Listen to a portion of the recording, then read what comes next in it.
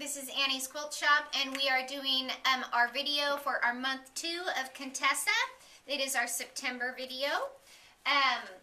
So what I'm going to do is just go step by step through your pattern. Couple things we did last month should be real easy. We flying geese, and remember, if you bought the Block Log flying geese ruler, that's a really nice way to make perfect flying geese. So utilize that this month too.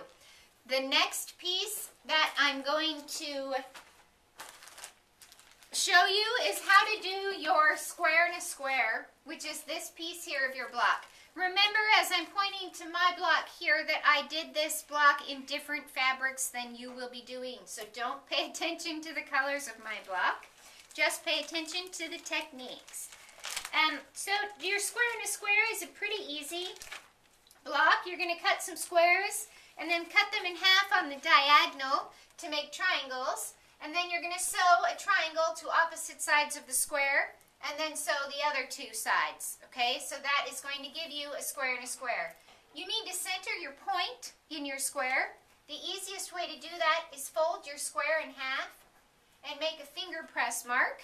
Okay, you can do the same thing with your triangle. Fold it in half, finger press it, and pin the finger pressed spot together, and then sew your 1/4 inch seam so that your point ends up right in the middle of your square. The cool thing about this square in a square is it ends up a little big, so you're going to trim it down.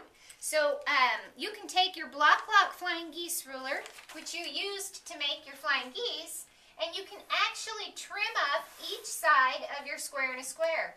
So again, it locks right in your seam. This finishes at 2 by 4, which is the right size for our flying geese, because we need to trim it to 2.5 by 4.5 for our finished size of 2 by 4. Now you're going to trim across here, and then you're going to flip your square in a square over, trim across here, flip it again, trim here, flip it again, and trim there, and then you will have a perfect square in a square ready to go in your block. Then you're going to sew your 2 flying geese to that, okay? You're going to make 4 of those portions of the block. Now for the next portion of the block, we're going to make these pieces right here. These are your HRTs. If you haven't made the HRTs before, you can watch our video on the Block Log HRT. There are 2 methods to do your HRT. I am only going to show you the method I prefer.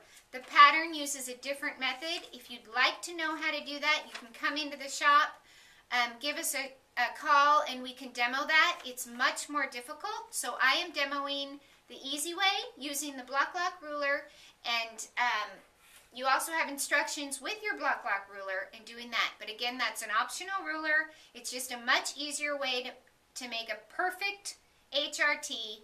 When you make a perfect HRT, that's going to make your points nicer. You're investing a lot of time in this quilt, so this is a nice way to make it come out just right. Okay, so the first thing you're going to do, your pattern tells you to cut rectangles out of fabric 1 and fabric 7. I would like you to cut those rectangles 3 by 6. Cut 4 3 by 6 inch rectangles out of fabric 1. Cut 8 3 by 6 inch rectangles out of fabric 7. All of your rectangles for month 2 of Contessa are 3 by 6 inches. Okay? We're going to cut those, and then we're going to take half of our rectangles, and we're going to cut half of them on the diagonal of our Block Log ruler A, the same direction. We're going to cut half of them on the diagonal of our Block Log ruler B. So half go like this, half go like this. Okay?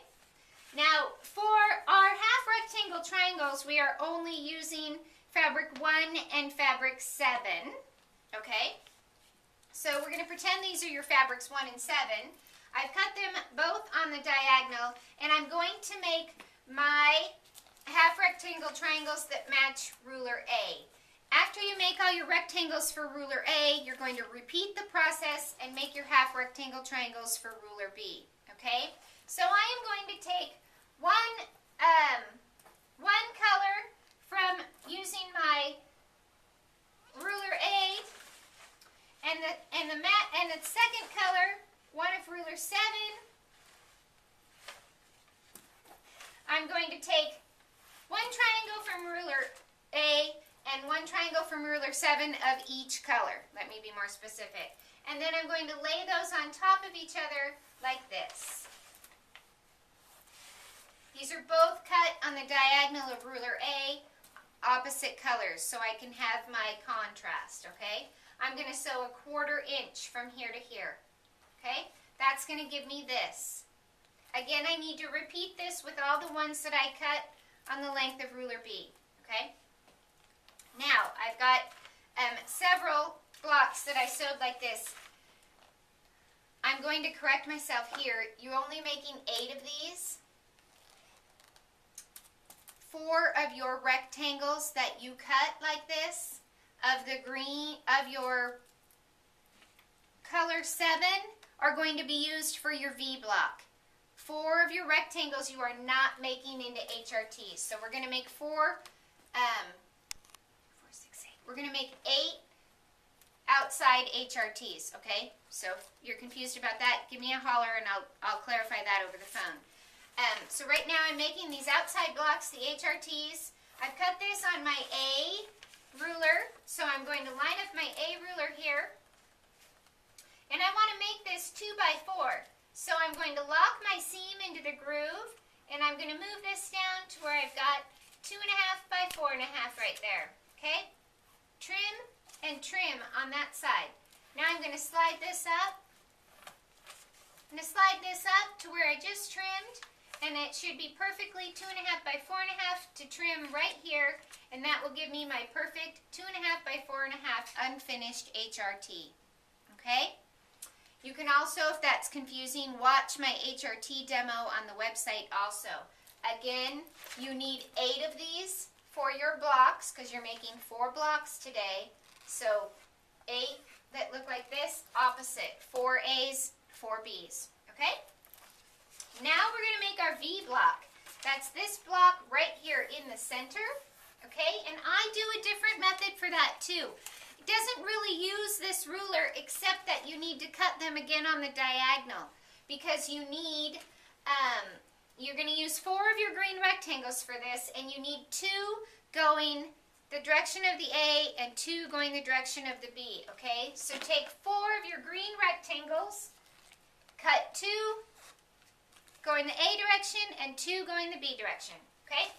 Once we've cut those, we're going to cut our strip of fabric, which is fabric 3, 5.5 by 21. And you're going to take this page, and you're going to cut out one of these templates. You're then going to fold that template on the fabric lines, so it looks like this, okay? I want you to lay that template on top of your fabric, just like that. And I want you to cut all the way to the edge of that strip using that angle. So now we're going to cut here all the way down to the edge. And then we're going to take our ruler and we're going to cut on this side all the way down to the edge. We need 4 of these, okay? I don't want you to cut this portion off here. Leave your triangle long. See how long mine is? Okay. Then we're going to take our green rectangles that we've cut in half, and we're going to sew them to this triangle, just like this. You're going to lay this on top of your triangle. I'm going to put it up here so you can see it a little bit better. I've got my green rectangle that I've cut in half on the diagonal, laying just like that, and I'm sew a 1/4 inch seam. If you look at it this way, you can see that there's a 1/4 inch hanging off the top of my triangle here, and about a 1/4 inch hanging off down here. After I sew that, I'm going to press that towards the green, okay? I'm going to do the same side on this side. I'm using the wrong angle, so I'm just going to turn mine over so that you can see what I mean. But now let's pretend I've sewn this on, okay? Now I'm going to take a 4.5 inch square ruler, or any size ruler, and square this up to 4.5 inches. What you're going to do is you want to make sure that the point of your triangle, this point right here, is a 1/4 inch from the edge of your fabric, so you have your seam allowance, okay? So take your ruler and make sure you're down 1/4 inch from the top, okay? You also want to make sure that you're 2 1/4 inches over, because we are trimming this to be 4 1/2 inches square unfinished. So you just line it up like this, okay? You're going to trim here and here, okay? Make sure your ruler's straight. Then once you've trimmed that, you're going to move this back over. You're going to do the same thing. Line this up so that it's at 2 1/4 from this edge and 1/4 inch down. Trim and trim, and you're going to have a perfect 4 1/2 inch square. Probably going to have to then trim the bottom too at that point. Really easy to do our way. You don't have to paper piece it. If you have any questions, give us a call at the shop. We'll take care of you. And you should be able to make these blocks no problem.